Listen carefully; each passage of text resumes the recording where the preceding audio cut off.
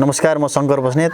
आज निर्वाचन बहस कार्यक्रममा मुसिकोट नगरपालिकाको मुटु वामी टक्सारमा यहाँका अत्यन्तै चर्चित व्यवसायी, राजनीतिज्ञ, समाजसेवी हाम्रा नेकपा एमालेका मेयरका उम्मेदवार जीवन खरेलसँग छौँ। जीवन खरेलज्यूलाई म केही प्रश्न गर्न गइरहेको छु। यस कार्यक्रममा उहाँलाई चाहिँ स्वागत छ। धन्यवाद। तपाईलाई म केही प्रश्न गर्न गइरहेको छु। तपाईँ र तपाईको दललाई नै मुसिकोट नगरपालिकाका जनताले किन मतदान गर्ने? खास गरेर हाम्रो दलको कुरा गर्नुपर्छ। नेपालमा नेकपा एमाले अत्यन्तै लोकप्रिय, खास गरेर आधारभूत, विपन्न र तल्लो वर्गका जनताहरूको सेवामा र ग्रामीण क्षेत्रको पिछडिएका बस्तीहरूको विकासमा बजेट विनियोजन गर्ने, त्यसको निम्ति उत्थानका कार्यक्रमहरू ल्याउने गरेर लोकप्रिय भएको पार्टी हो नेकपा एमाले। हजुर, त्यस्तो विरासत बोकेको पार्टीको कार्यकर्ता हुनुको नाताले त्यही पार्टीको नगर प्रमुखको उम्मेदवार म र मेरो टिममा रहेका साथीहरूसित नै एउटा हाम्रो जस्तो बस्तीको विकास गर्ने नगरपालिका अथवा ग्रामीण क्षेत्रको विकास गरेर यसलाई समुन्नत बनाउने, समृद्ध बनाउने योजना हामीसित नै छन् निश्चित रूपमा। र त्यसका विगतका कुराहरू पनि छन्। हामीले नेकपा एमाले आफ्नो गाउँ आफै बनाऊँ भनेर देशमै अत्यन्तै लोकप्रिय कार्यक्रम ल्यायो र गाउँमा 10,000 भन्दा बजेट नआउने बेलामा एकैचोटि 3 लाख 5 लाख बजेट आउने बनाएपछि हजुर, सँगसँगै अब कुनै पनि घर परिवारमा पैसा नआउने, राज्यको तर्फबाट कुनै सहयोग नहुने अवस्थामा वृद्धहरू, ज्येष्ठ नागरिकहरू, त्यसपछि दलितहरू, छात्रवृत्तिको रूपमा बालबालिकाहरू, दलित बालबालिकाहरू, असहायहरू, अशक्तहरू, अपाङ्गहरू, एकल महिलाहरू समेत अनि अल्पसङ्ख्यकहरू, लोपोन्मुखहरू लगायत यस्ता व्यक्तिहरूका बिचमा, सर्वसाधारण पब्लिकहरूका बिचमा यिनी समाज कल्याणका कार्यक्रमहरू भत्ता मार्फत ल्यायो र त्यो कार्यक्रमले समाज कल्याणका कार्यक्रम मार्फत घर घरमा, जनमा, व्यक्तिमा हाम्रो पार्टी लोकप्रिय छ र विकासका कार्यक्रमहरू ल्याएर गाउँमा लोकप्रिय छ। त्यस्तो पार्टीको हामी वफादार कार्यकर्ता हौँ र हामीसित अहिले पनि हाम्रा भावी योजना पनि गाउँको उत्थान र समुन्नतिका त्यस्तै खालका छन्। हजुर, त्यसकारण हामीलाई अरू कुनै पार्टीलाई भोट दिनभन्दा हामीलाई दिँदा नै जनताको पनि कल्याण छ र नगरपालिकाको अथवा हाम्रा ग्रामीण बस्तीहरूको पनि समृद्धिको ग्यारेन्टी छ। त्यसकारण हामीलाई जिताउनुपर्छ भन्ने हाम्रो दाबी छ। हजुर, तपाईँ र तपाईँको पार्टी बारम्बार सत्ता सञ्चालन गरिरहेको छ, तपाईँले नै किन मतदान गर्ने? हाम्रो पार्टीले बारम्बार सत्ता सञ्चालन गरेको त होइन, यो कुरा अरू पार्टीको सन्दर्भमा लागू हुन्छ। बारम्बार सत्ता सञ्चालन गरेको नेपालमा नेपाली काङ्ग्रेसले हो। हाम्रो पार्टीले बारम्बार सत्ता सञ्चालन गर्न या लामो समय सत्ता सञ्चालन गर्न पाएको छैन। नेपालमा नेकपा एमाले केही महिना, कहिले 9 महिना, कहिले 7 महिना र पछिल्लो समयमा त्यो पनि अब दुईटा शैली नमिल्ने, स्वभाव नमिल्नेहरूको एकीकरणबाट 3 वर्ष सत्ता सञ्चालन गरेको हो र जहिले सत्ता सञ्चालन गर्यो त्यहीले नै नेपालमा सबभन्दा धेरै जनताको मन छुने, नेपालमा स्वप्नदर्शी योजनाहरू, ठुला मेगा प्रोजेक्टहरू सञ्चालन गर्ने, मेगा प्रोजेक्टको सपना देख्ने र सफल तरिकाले शासन सञ्चालन गर्ने कामहरू भएका छन् केन्द्रीय स्तरमा। र हामीलाई अब पहिलोचोटि नगरपालिकामा हाम्रो पार्टीकोबाट निर्वाचित प्रतिनिधिहरूले अहिले यहाँ सेवा दिनुभएको छ अहिलेसम्म र यहाँ पनि नगरपालिकामा हाम्रो पार्टीबाट निर्वाचित प्रतिनिधिहरूले धेरै राम्रा कामहरू गर्नुभएको छ।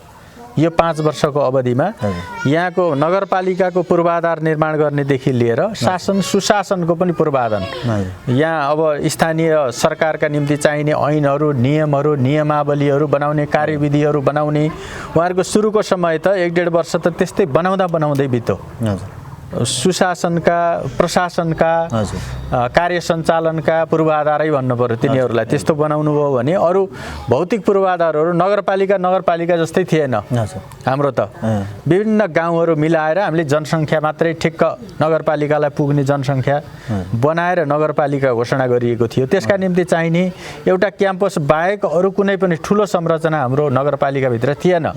त्यसो भएर अब क्याम्पस मात्रै थियो। अब ठुल्ठुला विद्यालयका भवनहरू, त्यसपछि अब यो नगरपालिकाको केन्द्रमा पक्की सडकहरू, भित्री सडकहरू पक्की गर्ने, नालीहरू बनाउने, विद्यालयका ठुल्ठुला भवनहरू बनाउने, खानेपानीका विराट स्केलका खास गरेर डाँडा पाखामा जहाँ खानेपानीको अत्यन्तै असुविधा थियो, जहाँका दिदीबहिनीहरू महिलाहरू खानेपानी बोक्दा बोक्दै रोगी भए, असमयमै उनीहरू चाहिँ वृद्ध बने। अब त्यस्तो 2 घण्टा जति उकालो बाटो पानी बोक्न पर्ने त्यस्ता बस्तीहरूमा पनि करोडौँका खानेपानीका योजनाहरू यो सरकारले, हाम्रै नेकपा एमालेको स्थानीय सरकारले सञ्चालन गर्यो। यस्ता धेरै अब विभिन्न ठाउँमा सभा हलहरू बनेका छन्, अनि स्वास्थ्य चौकीहरू बनेका छन्, वडा कार्यालयहरू बनेका छन् र कैयौँ कुराहरू बन्ने दौरानमा छन्। त्यस्ता कार्यक्रमहरू सँगसँगै अब अलि दूरगामी महत्त्वका मुसिकोट नगरपालिकाको गौरवका योजनाहरू भनेर तिनी वडा नम्बर 1 देखि वडा नम्बर 9 को बीचमा विराट स्केलका योजनाहरूको पनि सपना यो नगरपालिकाले देख्यो। तिनीहरू धेरै जसो अब सुरु पनि भइसकेका छन्। सम्पन्न हुन त कैयौँ समय लाग्न सक्छ। ठुला योजनाहरू हुन्, गौरवका योजनाहरू।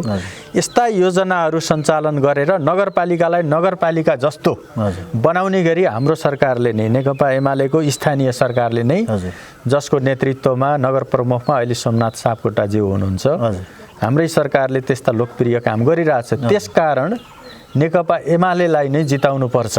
यिनी पूर्वाधारका कामहरू, गौरवका योजनाहरूलाई निरन्तरता दिन, अगाडि बढाउन, सम्पन्न गर्न र अब थप फेरि पूर्वाधार बाहेकका केही अब युवाहरूलाई स्वरोजगार दिने अथवा उहाँहरूलाई रोजगारीतिर आकर्षित गर्ने, आय आर्जन बढाउने, स्वास्थ्य सरसफाइका योजनाहरू ल्याउने, अरू चाहिँ अब उत्पादनको बिक्री ग्यारेन्टी गर्ने, खास गरेर किसानहरूको उत्पादनले अहिले बिक्री बजार नपाउने तेस्रो पक्षले अथवा बिचौलियाहरूले समस्या उत्पन्न गर्ने जुन पीडा छ, उहाँहरूलाई आफ्नो उत्पादनको बिक्री निश्चित गर्ने, त्यस्ता खालका कार्यक्रमहरू गरेर र सँगसँगै महिलाहरू, दलितहरू, विपन्नहरू र असहाय अवस्थाका, अपाङ्ग अवस्थाका व्यक्तिहरूलाई केही कल्याणकारी कार्यक्रमहरू ल्याएर हामी यो नगरको एकदम सर्वतोमुखी विकास गर्ने गरी अगाडि बढ्दैछौँ।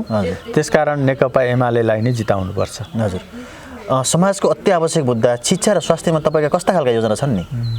शिक्षा र स्वास्थ्य अत्यन्तै महत्त्वपूर्ण, सर्वोपरि महत्त्वको मुद्दा हो, विषय हो। किनभने अब जिउनका निम्ति स्वास्थ्य चाहियो। हरेकलाई आफ्नो स्वास्थ्यसित सरोकार छ।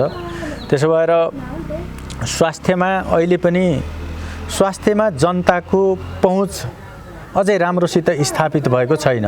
हाम्रा स्वास्थ्य चौकीहरू बस्तीबाट धेरै टाढा छन्। एउटा वडामा एउटा स्वास्थ्य चौकी भए तापनि बस्तीहरू धेरै टाढा टाढा छन्। त्यहाँबाट उनीहरूले सुविधा लिनका निम्ति गाह्रो छ, दूरी टाढा छ। अर्को कुरा, स्वास्थ्य चौकीहरू उपकरण र औषधिले सम्पन्न छैनन्। औषधि उपकरणहरू पनि त्यहाँ आपूर्तिको ग्यारेन्टी गर्नुपर्ने छ। त्यहाँ चाहिँ जनशक्तिको आपूर्ति पनि, योग्य दक्ष जनशक्तिहरू पनि सधैँ नहुने स्थिति हुनसक्छ, त्यसको पनि ग्यारेन्टी गर्नुपर्ने छ। यो सबै कुरा मिलाउनका निम्ति अब मैले नेतृत्व गरिरहेको समयमा स्वास्थ्य पहुँच जनताको पुर्याउनका निम्ति जुन अलि स्वास्थ्य चौकी वा स्वास्थ्य केन्द्रहरूबाट टाढाका बस्तीहरू छन्, तिनीहरूलाई स्वास्थ्य सुविधा पाउने गरी, स्वास्थ्यको पहुँच पाउने गरी हामीले केही नयाँ संरचनाहरू, केही नयाँ कार्यक्रमहरू ल्याउँदैछौँ। त्यसले गर्दा सबै जनताहरू स्वास्थ्यको पहुँचबाट नजिक रहन् भन्ने स्वास्थ्यमा त्यो विचार छ मेरो। म स्वयं पनि स्वास्थ्य कर्मी पनि हो। एकजना स्वास्थ्य कार्यकर्ता, म लामो समयदेखि स्वास्थ्य कार्यकर्ताको रूपमा पनि काम गरिरहेको हुनाले जनताको स्वास्थ्यप्रति म आफै पनि संवेदनशील छु। त्यसकारण स्वास्थ्यतिर त म निश्चितै रूपमा केही राम्रो गरेर देखाउन सक्छु भन्ने लाग्छ। शिक्षामा खास गरेर हाम्रा विद्यालयहरूमा अब केही कुराहरूले समस्या आइरहेछ। अहिले एउटा त बसाइसराईको प्रवृत्तिले गर्दा हाम्रो विद्यालयमा बसाइ सराईको प्रवृत्तिले गर्दा हजुर। विद्यालयमा विद्यार्थीहरूको सङ्ख्या पनि कम हुने हजुर र योग्य शिक्षकहरू योग्य शिक्षिकाहरू पनि हजुर विद्यालयमा भर्ना गर्दाखेरि हजुर गाउँतिर आकर्षित गर्न नसकिने हजुर। उहाँहरू योग्य जनशक्तिहरू सहर उन्मुख हजुर धेरैजसो सहरतिर कोही बाहिरी देशतिर जाने हजुर कारणले हजुर हाम्रो शिक्षातिर आकर्षण कम भएको हजुर। एउटा बसाइसराईले एउटा चाहिँ प्रतिभा क्षमता योग्यता भएका व्यक्तिहरू बौद्धिक व्यक्तिहरूको पलायनले हजुर। ती दुईटा कुरालाई नरोकेसम्म हामीले शिक्षाको गुणस्तर बढाउन सक्दैनौँ। त्यसकारण हामीले हाम्रा विद्यालयहरूमा हाम्रा शिक्षालयहरूमा योग्य दक्ष बौद्धिक प्रतिभावान हजुर। शिक्षकहरू हजुर शिक्षक शिक्षिकाहरूलाई आकर्षित गर्नका निम्ति हजुर उहाँहरूलाई पठन पाठन गर्नु पनि सम्मानजनक पेसा हो हजुर भनेर आकर्षित गर्ने हजुर उहाँहरूलाई विभिन्न प्रोत्साहनका कार्यक्रमहरू ल्याउने गर्नुपर्छ भन्ने एउटा लाग्छ हजुर भने अर्कोतिर हाम्रा बस्तीहरूलाई अरू कारणले सुविधा सम्पन्न बनाएर हजुर आफ्नै गाउँमा बस्ने आफ्नै विद्यालयमा विद्यार्थीहरूलाई पढाउने हजुर विद्यालयमा शिक्षाको गुणस्तर राम्रो छ भनेर विश्वास दिलाउने वातावरण कायम गरेपछि हजुर उहाँहरू अब विद्यालयमा विद्यार्थीको सङ्ख्या पनि पर्याप्त हुने जनसङ्ख्या माइग्रेट भएर बाहिर नजाने बौद्धिक जनशक्तिहरू पनि यहीँको सेवामा खट्ने हजुर गरेपछि राम्रो हुन्छ भन्ने मलाई लाग्छ। हजुर शिक्षाको गुणस्तर बढाउनका निम्ति हामीले अरू पनि धेरै कार्यक्रमहरू शिक्षाविदहरूसित केही बौद्धिक व्यक्तिहरूसित सम्बन्धित क्षेत्रका विज्ञहरूसित बसेर सरसल्लाह गरेर कसरी यो चिन्ताजनक अवस्थालाई शिक्षा गुणस्तर खस्किने ह्रास आउनेलाई कसरी चिर्न सकिन्छ र शिक्षालाई विद्यालय शिक्षालाई गुणस्तरयुक्त बनाउन सकिन्छ भन्ने बारेमा हामी सल्लाह गर्नेछौँ। हामीले स्थानीय पाठ्यक्रम विद्यार्थीहरूको नैतिक बल सदाचारलाई उच्च बनाउने उहाँहरूले व्यावसायिक सिप केही आफ्नो आत्मनिर्भर बन्ने कला र सिपहरू हासिल गर्ने गरी केही शिक्षाका केही नयाँ पाठ्यक्रमहरू बारे पनि हामी सोच्छौँ। हाम्रा योजना शिक्षा क्षेत्रका यी नै हुन्। अनि शिक्षकहरूले तपाईँको दलीय राजनीति गर्छन् भन्ने खालको कुरा छ। तपाईँ र तपाईँको पार्टीको यो दलीय राजनीतिलाई हटाउने खालका केही त्यस्ता खालका योजनाहरू छन् त? होइन योजना त छन्। हाम्रो पार्टीले शिक्षकहरूलाई दलीय संलग्नताबाट टाढा राख्नुपर्छ भनेर माथिदेखि नै केन्द्रदेखि नै हाम्रो पार्टीले त्यो अवधारणा ल्याएको छ र कार्यान्वयनमा पनि लैजाने गरी पार्टीले सर्कुलर पनि गरेको छ। हामी त्यसप्रति इमान्दार छौँ। शिक्षकहरू शिक्षा प्रदान गर्ने विद्यालयमा पठन पाठन गुणस्तरयुक्त बनाउने आफ्नो जिम्मेवारीप्रति ड्युटीप्रति वफादार रहने नै वातावरण हुनुपर्छ। उहाँहरूको मूल्याङ्कन पनि विद्यालयभित्र उहाँहरूको व्यवहार उहाँहरूले विद्यार्थीहरूलाई उत्कृष्ट शिक्षा प्रदान गरेको आधारमा उहाँहरूको मूल्याङ्कन हुनुपर्छ। उहाँहरू त्यसबाट पुरस्कृत हुनुपर्छ। त्यसो गर्यो भने विद्यालयका शिक्षकहरू अन्यत्र राजनीतिक कार्यक्रममा या राजनीतिक अभियानहरूमा अन्यत्र संलग्न हुने परिस्थिति पनि आउँदैन।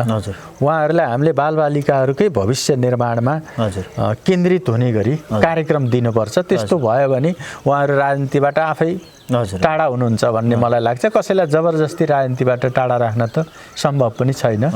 र अर्को कुरा यो दलका बिचमा शिक्षकहरूले नै अब राजनीतिमा नेता बन्न कार्यकर्ता बन्न अब सेवा अवधिमै प्रतिस्पर्धा गर्ने जुन परिपाटी छ त्यसलाई निरुत्साहित पनि गर्नुपर्छ। यो खर्चिलो निर्वाचन छ, यसलाई चाहिँ तपाईँले कसरी व्यवस्थापन गर्नुभएको छ नि? त्यो त अब जमाना अनुसार सबै कुरा खर्चिलो छ। निर्वाचन मात्रै होइन कि हाम्रा त अब अहिले त घर व्यवहारहरू पनि खर्चिला छन्, पूजापाठ पनि खर्चिला छन्, हाम्रो यात्रा पनि खर्चिलो छ। जिन्दगी अहिले सबै क्षेत्रमा खर्चिलो छ। तपाईँ आय आर्जन छैन, कोही मान्छे आत्मनिर्भर छैन, इन्कम छैन भने त जे पनि खर्चिलो छ र गाह्रो छ। अहिले अत्यन्तै प्रतिस्पर्धा र अत्यन्तै खर्चिलो जुनसुकै कुरा त्यस्तो छ। जहाँसम्म निर्वाचनको सवाल छ, निर्वाचन पनि खर्चिलो नै छ भन्नु पर्यो। गाडी लिएर हिँड्न पर्ने हुन्छ गाउँमा। अब मोटर बाटाहरूमा मोटर गाडीमा जानु पर्यो। मोटर गाडीलाई तेल चाहियो, अनि ड्राइभरलाई तलब चाहियो, अनि आफू पनि हिँड्दाखेरि सबै खर्च हुन्छ। एउटा यात्राले पनि खर्चिलो हुन्छ। अर्को कुरो त निर्वाचन आयोगले कम खर्चिलो बनाउने गरी यो पटकदेखि खास गरेर प्रचार प्रसारमा तडक भडक आडम्बर बढी खर्च हुने कुरालाई कटौती गरेको छ। अहिले पनि तपाईँ हामीले देख्न सक्छौँ परापरारको पुरानो निर्वाचनमा जस्तो त्यति खर्चिलो र तडक भडकपूर्ण प्रचार अहिले छैन। अब यत्तिकै पनि सामान्यतः हिँड्दा डुल्दा यात्रा गर्दा हुने खर्चहरू हुन्। ती स्वाभाविक खर्चहरू पनि खर्चिलो नै भन्नु पर्यो। यत्तिकै सामान्य आम्दानीले थेग्न गाह्रो हुने खालका छन्।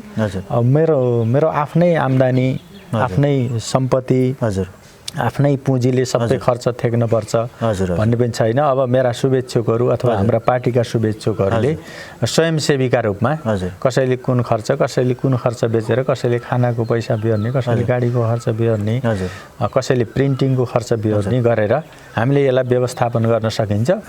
अब एक्लै सबै कुरा गर्छु भन्दाखेरि गाह्रो हो, तर धेरै भलिन्टियरहरूको साथ लिएर संस्थागत रूपमा चल्दाखेरि एउटा व्यक्तिलाई मात्रै भार पर्ने स्थिति पनि छैन।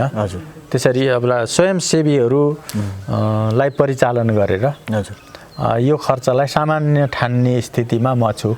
मैले आफै धेरै खर्च गर्न पनि पर्दैन र मसित धेरै स्वयंसेवकहरू स्वैच्छिक रूपमा मलाई सघाउनेहरू हुनुहुन्छ। उहाँहरूको सद्भाव छ र सहयोग छ, त्यसकारण कुनै गाह्रो चाहिँ महसुस गर्न परिरहेको छैन। खर्चिलो चाहिँ निश्चितै रूपमा पहिलेभन्दा सबै कुरा खर्चिलो छ, निर्वाचन पनि खर्चिलो छ। हजुर, तपाईँले यो मुस्कोट नगरपालिकालाई फोहोर व्यवस्थापन कसरी गर्ने योजना गराउनु भएको छ नि?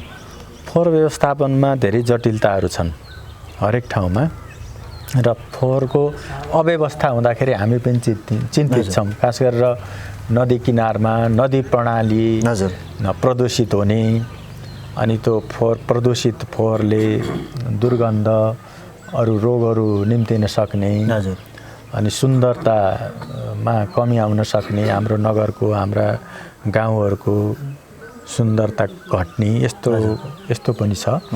यसलाई कम गर्नका निम्ति फोहोर व्यवस्थापनका त केही निश्चित विधिहरू छन्, स्थापित विधिहरू छन्। हामीले पनि त्यही विधिमा जानुपर्ने हुन्छ। केही फोहोरलाई डम्पिङ गर्ने, केहीलाई रिसाइकल गर्ने, यिनै विधि हामीले यहाँ लागू गर्नुपर्ने हुन्छ। त्यसो गऱ्यो भने केही रिसाइकल हुने फोहोरहरू रिसाइकल गर्न सकिन्छ।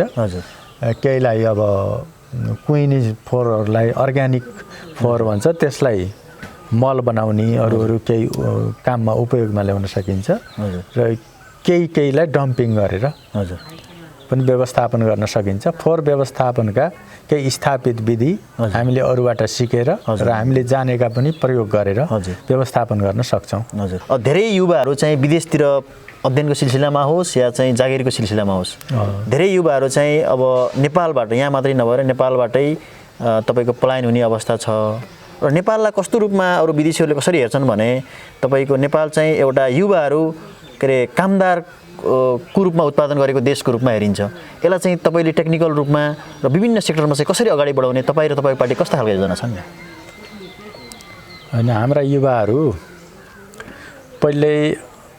पहिले अपमानित हिसाबले प्रवासमा जाने, विदेशमा गएर अप्ठ्यारा कामहरू, कठिनाइपूर्ण जोखिमयुक्त कामहरू गर्न पर्ने बाध्यतामा हुनुहुन्थ्यो। अहिले पनि केही ठाउँमा त्यस्तो अवस्था छ।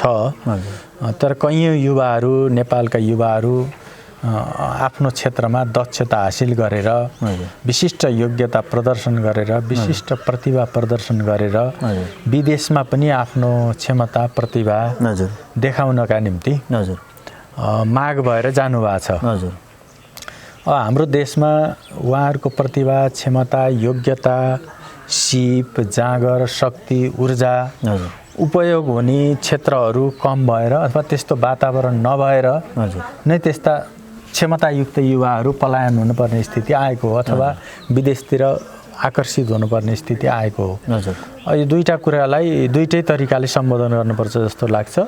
एउटा चाहिँ बाध्यताले रोजगारी नपाएर, रोजगारीका अवसरहरू यहाँ नभएर, घर परिवार पाल्नका निम्ति, शिक्षा दीक्षा स्वास्थ्य उपचारका निम्ति न्यूनतम खर्च जुटाउन नसकेर जीविकोपार्जनको कठिनाइले बाहिर जान पर्ने, सस्तो श्रममा बाहिर जान पर्ने युवाहरूलाई आफ्नो प्यारो मातृभूमि, आफ्नो जन्मठाउँ, आफ्ना प्यारा आफन्तहरू छोडेर बाहिर जानुपर्ने बाध्यता कम गर्नका निम्ति हामीले केही आकर्षक र प्रभावशाली योजना बनाएका छौँ। त्यसमा म आत्मविश्वासी नै छु। त्यसका निम्ति खास गरेर युवाहरूसित सम्बन्धित कृषि उत्पादन र उद्यम विकास, युवा उद्यमीहरूलाई उद्यम विकास सहकारीहरूको व्यापक सङ्गठन बनाएर उद्यम विकास सहकारीहरूको व्यापक रूपमा स्थापना र सङ्गठन गरेर हामीले युवा उद्यमीहरूलाई उद्यम विकासमा उहाँहरूलाई संलग्न गराउने। त्यसका निम्ति नगरपालिकाबाट पनि एउटा निश्चित कोषको स्थापना गर्ने, उहाँहरूलाई निश्चित कोष मार्फत उद्यम विकासमा लगाउने। उद्यम विकासमा लगाइसकेपछि नगरपालिकाको कोषबाट उद्यम विकास गर्दाखेरि युवाहरू स्वयं त्यसमा रोजगारी पाएर सुरुमा क्रियाशील हुनुहुन्छ। सहकारीको माध्यमले फेरि उहाँहरूले अरू धेरैलाई पनि रोजगारी सिर्जना गर्ने, त्यस्तो अवसरहरू सिर्जना गर्ने सम्भावना प्रशस्त देखिएको छ। हाम्रोमा केही कृषि उत्पादनहरू र केही लघु उद्यमहरू, मध्यम स्तरका उद्यमहरूको विकास हुने र त्यसको उत्पादनले बजार पाउने सम्भावना देखिन्छ। हामीले चाहिँ त्यस्ता कृषि सहकारी, कृषि उत्पादन प्रणाली र केही सामूहिक सहकारीहरू, सामूहिक उद्यम सहकारीहरू स्थापना गरेर युवाहरूको रोजगारीमा सम्बोधन गर्ने, उहाँहरूलाई सम्बोधन गर्ने अहिले अवधारणा बनाएका छौँ। अर्को कुरा, अहिले पनि थोरै केहीलाई हाम्रो नगरपालिकामा अहिले पनि र केही युवाहरूलाई रोजगारीका निम्ति अल्पकालीन रोजगारी दिने सिस्टम अहिले पनि प्रभावकारी छ। अलिकति पनि आम्दानी नभएका बेरोजगार युवाहरूको घरमा 4 महिना 6 महिनाको अल्पकालीन रोजगारी दिने र उहाँहरूको घरमा केही पैसा राज्यको तर्फबाट सपोर्टका रूपमा पुग्ने, उहाँहरूले गाउँठाउँको विकास पनि गर्ने, बाटोघाटो, पुलो निर्माण, चौबारी निर्माणमा चाहिँ राम्रो काम गर्ने र त्यो कामको निम्ति उहाँहरूले केही पैसा पाउने गर्ने जुन रोजगारी प्रणाली छ अहिलेको, त्यो पनि प्रभावकारी लाग्छ हामीलाई। त्यो प्रधानमन्त्री रोजगार कार्यक्रम भनेर कमरेड केपी ओलीको प्रधानमन्त्रीत्व कालमा त्यस्तो कार्यक्रम आयो। त्यो कार्यक्रमलाई विस्तार गर्ने र त्यही मोडेलको कार्यक्रम अलि ठुलो स्केलमा लागू गर्नुपर्छ भन्ने पनि लाग्छ। यो दुई किसिमले हामीले युवाहरूलाई गाउँमा बस्ने वातावरण बनाउन सक्छौँ भन्ने लाग्छ। हजुर, अहिले यो तपाईँको बाटोको धेरै समस्या भएको पाइन्छ। यो बर्खा मासमा चाहिँ हिउँद महिनामा त सजिलैसँग गाडीहरू आउने गर्छन्, तर बर्खायाममा चाहिँ गाडी आउने एकदमै समस्या आउने गर्छ। यसलाई चाहिँ तपाईँ र तपाईँको पार्टीले कसरी हेरेको छ नि? होइन, वर्षायाममा त निरन्तर बाटो सरसफाइ गर्ने, बाटोको तत्काल इमर्जेन्सी रूपमा बाटो सोहोर्ने र गाडी निरन्तर चल्न सक्ने वातावरण नै बनाउनुपर्छ। त्यसका निम्ति हामीले इक्विपमेन्टहरू अनि त्यसको निम्ति तुरुन्तै सर्भिस दिने व्यवस्था गर्नुपर्छ। त्यस्तो इमर्जेन्सी सिस्टम स्थापना गर्यो भने त्यसलाई सम्बोधन गर्न सकिन्छ भन्ने लाग्छ। मैले सोध्न भुलेका र हजुरको मनमा लागेका केही कुराहरू छन् भने राख्न सक्नुहुन्छ? त्यस्तो विशेष कुरा त केही छैन। तपाईँलाई धन्यवाद छ। यसरी समग्र मुसिकोटका नगरवासीहरूका बिचमा मैले आफ्ना कुराहरू राख्ने गरी तपाईँले प्रश्न गर्नुभयो, इन्टरभ्यू लिनुभयो, त्यसको निम्ति धन्यवाद छ। र म यो अवसरमा मेरो आफ्नो जीवनमा मैले सामाजिक कामकै निम्ति सानो अवस्थादेखि आजसम्म आर्जन गरेका सबै सिप, क्षमता, योग्यता र सम्बन्धलाई त्यस्तो सामाजिक विकास अनि चाहिँ यो नगरपालिकाको विकास र समृद्धिमा लगाउने गरी शिक्षा, स्वास्थ्य, रोजगारी सिर्जना, कृषि विकास लगायतका पूर्वाधार विकास, सामाजिक विकास सबै क्षेत्रमा आफ्नो योग्यतालाई उच्चतम रूपमा, अधिकतम रूपमा प्रयोग गर्ने म उम्मेदवार बनेको छु। यतिखेर नेकपा एमालेको नगर प्रमुखको उम्मेदवारका रूपमा म जीवन खरेललाई मत दिएर भारी मतले जिताउन म हार्दिक अनुरोध गर्छु। हस् त, नमस्कार। यति भन्दै यस कार्यक्रममा हाम्रो अतिथिको स्वीकार गरी आउनुभएका जीवन खरेलसँग यही कुरा राख्दै बिदा हुन चाहन्छु। हस् त, नमस्कार, बाई बाई।